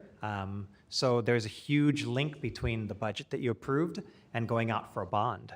Our budget committee process is that it's a process. It's long, and you just kind of have to go through the whole thing. You can't judge it until it's over. And we look at what the final results were. So there were some rocky things, you know, in the process. The process was actually really wonderful to go through, but, you know, there were some negotiating points. We have to be strong fiscal stewards of the public's dollars, and also look at certain connections. In going out for a $100 million bond, you know, there's going to be meetings that we're having at our credit rating. And so, you know, when the creditors are asking things like, tell me about your fiscal solvency, tell me about how much you carry in contingency, and all of these types of things affect our credit rating. You know, we have to be thinking about how everything fits together, not isolated events. So, you know, I try and keep you updated, you know, all along in terms of how things are coming. I'm really proud of where we ended up tonight, and I think there's great things that happened tonight, and even greater things coming up in our future. So it was really exciting to see that, and how all the pieces are going to be able to fit together. Wonderful. Future agenda items. Any future agenda items? We'll start here with Violeta. I would love to give an update on the governor's teacher retention task force. So that'd be wonderful. I should be able to have some good information for everybody next month. Wonderful. That'd be great. Thank you. Board Member Greenberg. This may go along with a agenda item that I had discussed previously, but just thinking about our suspensions and particularly what was brought up by a couple community members were safety concerns that I know are happening at all of our campuses to some degree, but particularly at OMS, and how we can support our educators and kids with those safety concerns. I know, you know, we got in our report, you know, there's different fighting, there's different things that sometimes just comes with the nature of middle school, but we want everybody that is on that campus to feel safe. Board Member Peralta. I want to have a review of Policy H and seeing if we can bolster it in any way, shape, or form. That is Which policy? Policy H, meet and convert. Okay. Anything else? Okay. I'd say I was kind of thinking maybe could be the same, could be a different discussion about safety around OMS. I had some similar thoughts on that, but in addition to that, safe routes to school around OMS as well. I had a meeting with the Grandview Neighborhood Association this past week, which they expressed appreciation for getting to use the space, although at OMS, and would love to continue to strengthen that relationship. They also expressed, you know, some desire to do some things around OMS, not too dissimilar from what we did, some work in the last few years around Encanto Clarendon. And so I don't know if that's an agenda item or just something to follow up on, but would love to see that come to fruition as well, so we can make it safe for all of our middle school kids to both travel to and be at school. With that, we are adjourned. Appreciate everybody who hung with us the whole time. Have a great rest of your night.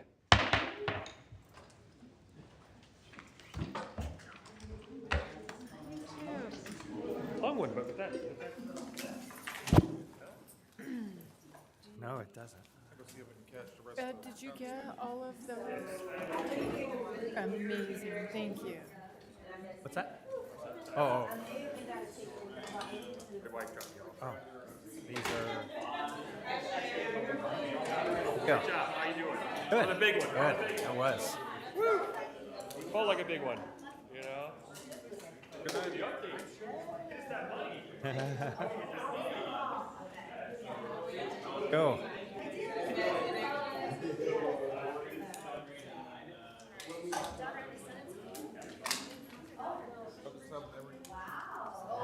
We